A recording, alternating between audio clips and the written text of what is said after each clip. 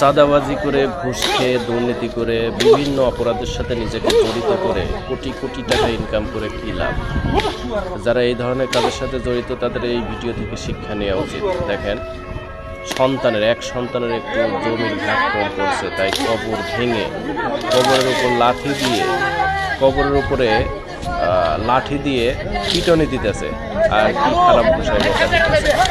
এই ভিডিও থেকে শিক্ষা নেওয়া উচিত সম্পদ দখল করে, চাঁদাবাজি করে, বিভিন্ন ধরনের অপরাধ করে আপনি সম্পদ সংগ্রহ না করে, সম্পদ না করে সন্তানকে সম্পদে পরিণত করুন, যেন মৃত্যুর পরে সন্তানের দোয়া করে, অত্যাচার না করে। আর এখানে শত শত মানুষ দাঁড়িয়ে